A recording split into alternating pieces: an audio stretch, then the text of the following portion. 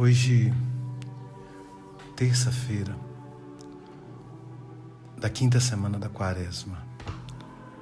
Esse é o tempo que estamos vivendo nessa perspectiva de confinamento, de quarentena. E temos aí perspectivas muito sérias para o momento. Muito sérias. Talvez com tristeza podemos dizer que não sabemos o que pode acontecer. Podemos perder muita gente. Mas podemos também sair dessa sem perdas. Ficar em casa é o grande convite que Deus nos dá. Ficar em casa.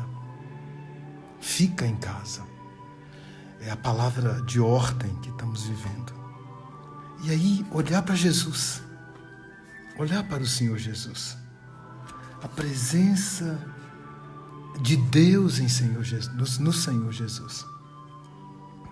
A experiência de Deus em Jesus de Nazaré. Na oração da serenidade, rezamos assim: Senhor, conceda-me discernimento entre as coisas que eu tenho que colocar nas suas mãos e as coisas que eu posso mudar. Discernimento. Tem coisa, discernir, o que eu posso colocar na mão de Deus e o que eu posso mudar.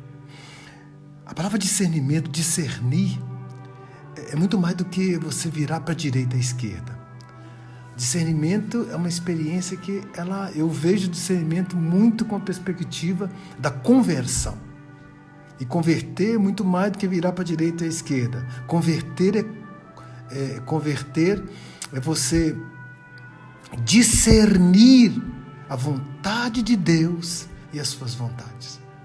E aí, quando nós olhamos para dentro de nós vamos perceber que nós somos a vontade de Deus. Deus nos criou segundo a sua vontade. Eu sou a vontade de Deus. Então, se eu começo a discernir que a vontade de Deus sou eu começo a discernir que eu tenho que cuidar da minha vida e que eu sou templo de Deus. Tenho que cuidar do meu silêncio, da minha vida. E cuidando de mim, eu vou me capacitar para cuidar do outro, da outra, da vida. Esse é o caminho. Se você não cuida de si, você não cuida do outro.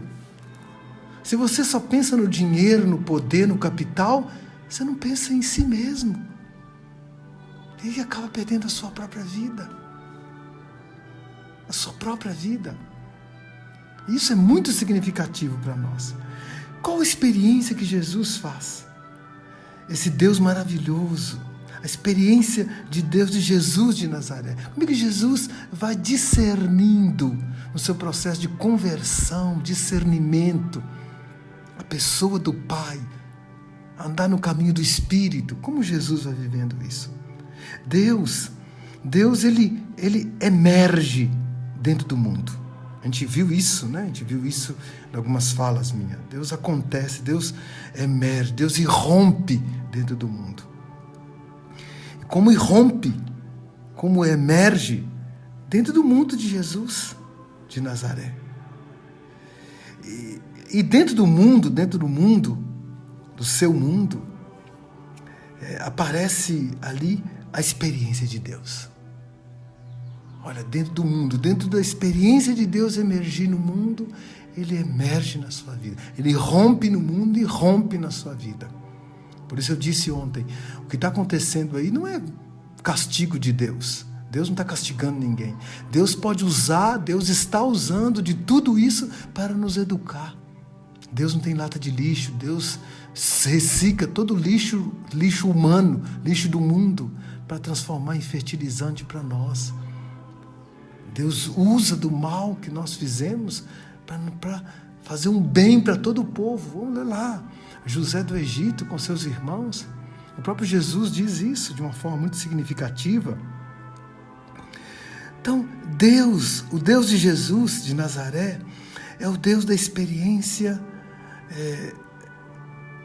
o Deus da experiência da fé de Abraão, de Isaac e de Jacó. O Deus de Abraão, o Deus de Isaac, o Deus de Jacó.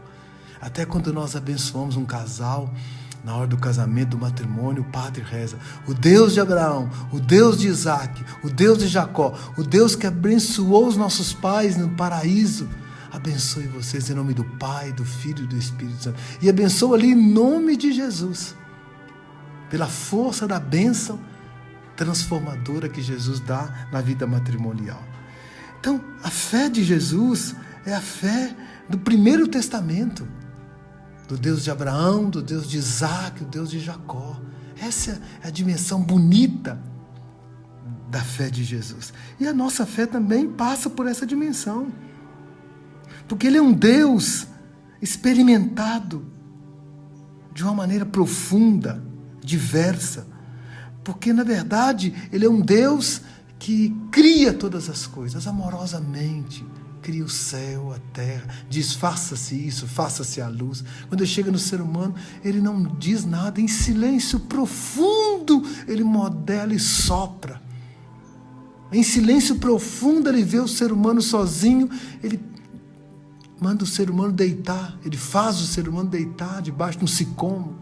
Em silêncio profundo Ele cria a mulher do lado amoroso do homem. Esse é o silêncio profundo de Deus. Esse é o silêncio profundo criador de Deus. Essa é a maneira profunda da encarnação. Essa é a maneira profunda de Deus vir a nós. Vê o silêncio profundo com que Deus vem à Virgem Maria, a Nossa Senhora. Silêncio que muitos não compreendem. Tem Maria como uma mulher qualquer. Não, Maria é a mãe de Deus, é Theotokos, mãe de Deus. Isso é cunhado pelos primeiros padres da igreja.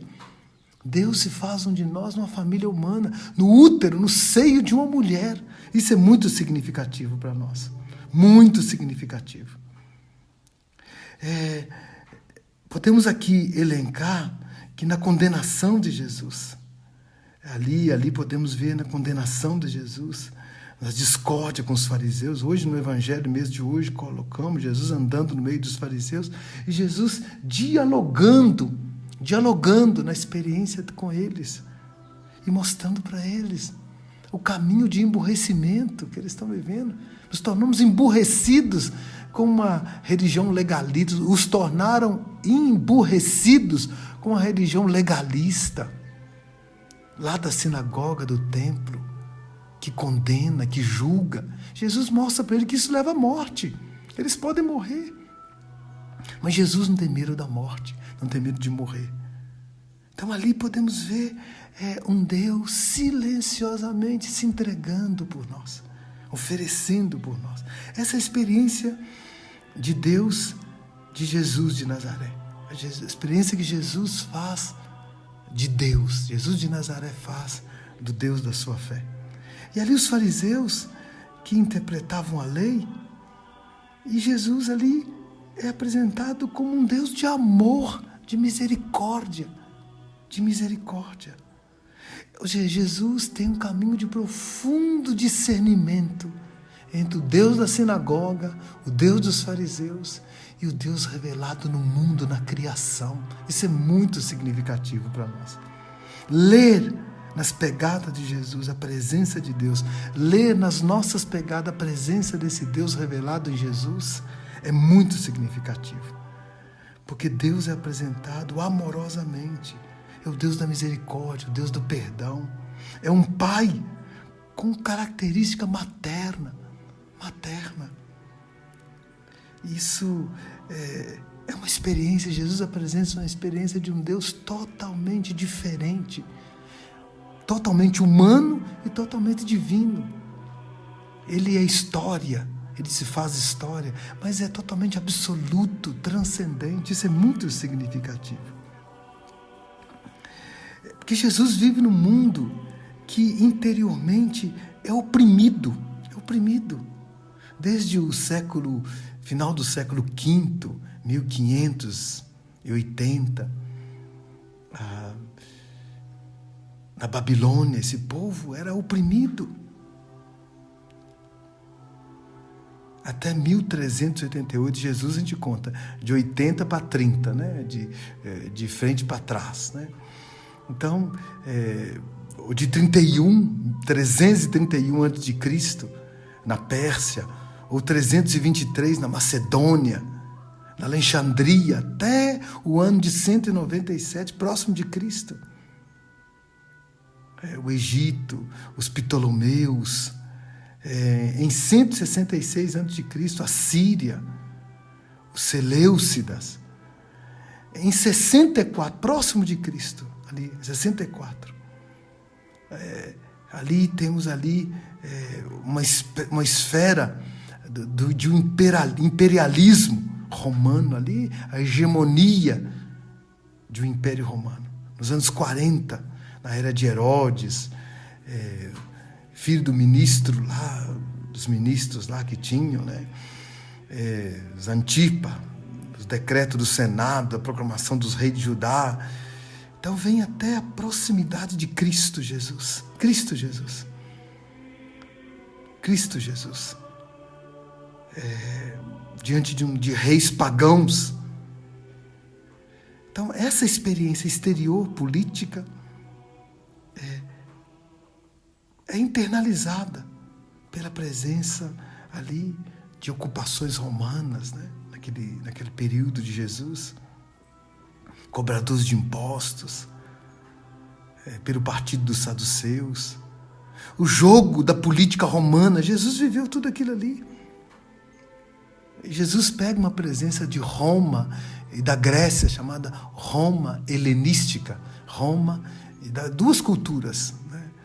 De Roma e dos helênicos, helenista, grega, que também se torna ali opressora, odiosa, né? Então esse é o caráter do tempo de Jesus. Mas Jesus experimenta aí, nessa experiência. Lá em Lucas, capítulo 3, 1, 2, depois da morte de Herodes, o reino é dividido entre os filhos.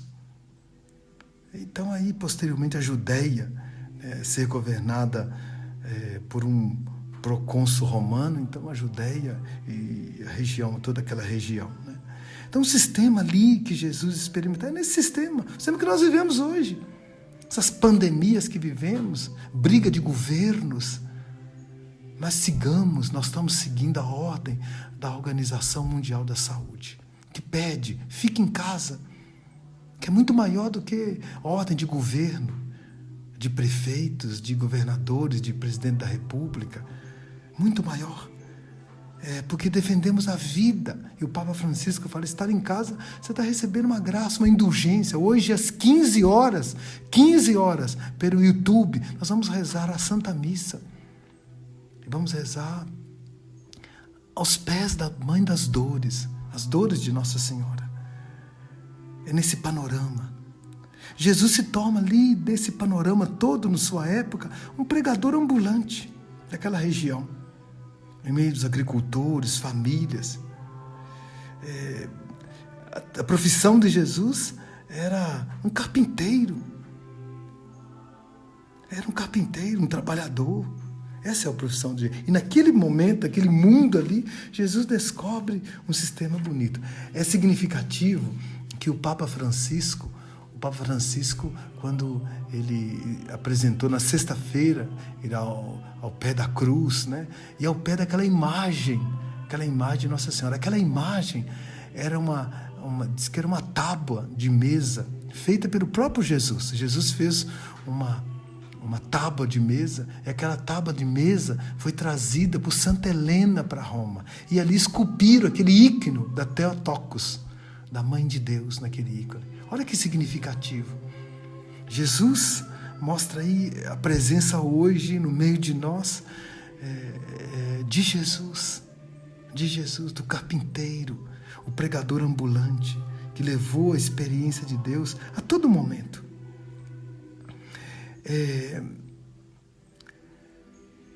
E ali Jesus olhava as pessoas que estavam nas praças, os diaristas, né? Que é amontoado nas praças da cidade. Mateus 20, de 1 a 15, você pode encontrar lá. E punha um serviço de grande propriedade ali para saldarem suas dívidas. A lei de Moisés, que dava aos primogênitos o dobro dos demais, ali acabavam encontrando ali um assalariamento, vamos dizer assim, um salário. Os assalariados ali com empregos e tornava os verdadeiros proprietários ali, por uma lei, usava de uma lei judaica, de uma lei mosaica, para privilégios. Jesus enfrentava tudo isso, esses enfrentamentos de Jesus. O tema tributário pesado de Roma, famílias angustiadas com medo. E outras famílias com terra, gado, terras frutíferas, água, carne, sal, todos os caminhos. Então Herodes ali, com suas construções faraônicas, ele empobrece o povo. Empobrece o povo, porque ele só pensa em si, unido à sinagoga. A sinagoga lá, os rabinos lá, que deixam-se dominar por aquele momento. Então, querido, querida, dentro dessa perspectiva, Jesus então propõe um caminho novo, um caminho da interioridade, um caminho do encontro com Deus. Jesus, quando encontra Maria Madalena não é a mulher lá das pedras, não, Maria Madalena era uma outra pessoa. Maria Madalena era uma mulher que tinha posses, o pai dela era muito rico, casou-se com um homem que a violentava, batia nela. Ela sai para procurar uma vida. Ela encontra Jesus no caminho. E no encontro com Jesus, ela muda a sua vida, muda a sua perspectiva de mexer com o capital, com a vida, com os pobres. Ela muda totalmente. Como vemos aí hoje, muita gente mudando de vida. Esse vírus já traz mudança de vida de muitos ricos, que aí mudam de vida, muda a perspectiva dos seus sonhos, do acúmulo de capitais, de governadores.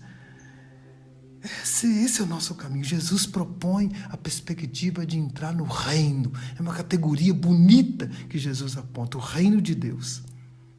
O reino de Deus. E diante da opressão que ali eles viviam, que a vontade de Deus é muito maior do que aquilo que os fariseus pregavam, aquilo que a sinagoga pregava. A vontade de Deus é a vida, a sua vida, a sua vida. Você pode ver lá quando Jesus fala em Mateus 23, 24, ou Lucas 11, 46. A gente fica estarrecido em ver que não conseguem esvaziar o mandamento de Deus para fazer valer as tradições dos homens. Marcos 7, 9. Então, queridos, essa proximidade de Jesus com seu povo, e questionando a sinagoga, os fariseus, Os fariseus que observam as coisas ao pé da letra, aterrorizam o povo, coloca medo no coração do povo, anuncia um Deus do medo, não um Deus da graça, um Deus da esperança. Ou seja, é um Deus que não escolhe a lei, mas escolhe o amor. Chega a dizer de maldito o povo que não escolhe a lei. Eles dizem isso. Mas Jesus aponta que a lei de Deus, a moral de Deus, é a lei do amor. A moral de Deus é a lei do amor. Isso dizia um grande teólogo, Hering, teólogo moralista. A moral de Deus é a moral do amor. Em todos os tempos, da moral econômica, política, a moral sexual, a moral em todos os campos da vida, a moral de Deus é a moral do amor. Santo Agostinho diz: ama, fazes o que queres, o amor. Se você ama, você não vai querer a morte, você não vai querer a violência, você não vai querer o desamor. Ama, fazes o que queres. Essa é a dimensão bonita. Não se preocupam com a justiça, com a misericórdia, com a boa fé. Mateus 23, 23. Então, esse é o olhar de Jesus. É o olhar bonito de Jesus para você, para mim. Eles fecham sobre si contra os outros, diz Jesus. Contra o Deus vivo. Para os fariseus, a viva lei não é Deus. A viva lei não vem de Deus. Eles transmitem a lei por um conceito fúnebre de Deus. Um Deus morto. Jesus anuncia um Deus vivo. Tão vivo que eles matam Jesus e ele ressuscita no terceiro dia. Esse é o caminho do discernimento de Jesus. É o caminho do nosso discernimento. De descobrir a vontade de Deus e não a vontade do mundo. Jesus se manifesta vivo, porque Ele é o Deus da vida. É o Deus que no seio de Abraão garantiu a vida. Eu sou o Deus de Abraão, o Deus de Isaac, o Deus de Jacó. Ele é o Deus dos vivos, o Deus da vida. Aqueles que vivem à margem dessa compreensão, né? Muitas vezes pode se considerar até perdido do que eu estou falando aqui. Abandonados por Deus, socialmente. E na época de Jesus, os doentes eram abandonados, porque traziam essa ignorância. Jesus tira a ignorância, como Jesus está tirando agora a ignorância da sua vida. Os doentes eram instruídos a interpretar as doenças como pecado pessoal, como maldição de Deus. Seus antepassados pecaram. Jesus tira isso. Jesus é triste, é oprimido isso. Jesus tira isso. Essa é a condição humana quando Jesus começa a sua atividade. E esse é o discernimento que Jesus começa a fazer diante daquele momento, daquele instante, daqueles momentos que ele vivia. Meu querido, minha querida, a nossa espiritualidade cristã tem que ser uma espiritualidade transformadora. De apontar em Jesus Cristo a encarnação. É mais do que uma defesa da realidade, da importância da natureza de Jesus. A encarnação é vital. Deus se fez homem para dar vida, para ensinar-nos a uma nova experiência do Deus na vida. É o princípio regulador da vida cristã. Deus se fez homem. É o modo como Deus se relaciona com o mundo. E como nós reagimos. É a visão que vamos ter de Deus. Vamos dizer assim, ali podemos viver que diante da encarnação nós temos uma autorrevelação de Deus. É a força da espiritualidade cristã. A espiritualidade como vida no Espírito de Cristo. Que nos dá aqui uma importância, uma significação histórica daquilo que, da nossa existência, do existencial, do nosso material. Nós vivemos nesse mundo aí agora, recluso por causa dessa pandemia, mas também não podemos perder a nossa situação existencial. Como disse Santa Teresinha, eu não morro, eu vou ao encontro da vida. Teresa d'Ávila, nada te perturbe, nada te amedronte, tudo passa. A paciência tudo alcança, só Deus basta. Então, ou seja, elas têm ali uma autorrevelação de Deus. Na vida, no mistério de Jesus de Nazaré, na sua cruz, na vulnerabilidade da vida delas, da sua vida, e na vulnerabilidade da impotência da cruz de Cristo, que manifesta a glória de Deus, a glória de um Deus amor, de um Deus que nos ama. Que Deus te abençoe, meu querido. Deus te abençoe. Se nós negarmos a realidade do que vivemos, do sofrimento, o Deus revelado nos oferece uma esperança de atingir a plenitude da humanidade. Não pode negar. Nós não podemos negar. Se nós negarmos, perdemos esse horizonte. Ave Maria, cheia de graça, o Senhor é convosco. Bendita sois vós entre as mulheres e bendito é o fruto do vosso ventre, Jesus. Santa Maria, Mãe de Deus, rogai por nós, pecadores, agora e na hora da nossa morte. Amém. O Senhor esteja convosco, Ele está no meio de nós. Senhor, nosso Deus, nosso Pai querido, nós te louvamos, Pai, te adoramos e te bendizemos, porque o Senhor nos criou por amor, o Senhor nos criou a imagem e semelhança do seu Filho Jesus. E o Senhor soprou sobre nós o hálito amoroso, bondoso e misericordioso do Espírito Santo. O Senhor nunca nos abandonou, Pai. O Senhor enviou os patriarcas, profetas, profetisas, juízes, juízas, reis, rainhas. E quando chegou a plenitude do tempo, o Senhor enviou seu Filho Jesus, nascido da Virgem Maria, pela graça do Espírito Santo. E São José acolheu Jesus com alegria após o batismo. Jesus passou pelo mundo fazendo bem, curando os doentes, perdoando os pecadores, anunciando o reino de Deus, ressuscitando os mortos, incluindo todos no seu mistério de amor. Na cruz, Jesus revelou que o seu amor vai até as últimas consequências, que o Senhor amou tanto o mundo que Ele deu o seu Filho unigênito, para que não morra todo aquele que nele crê, mas tenha vida eterna.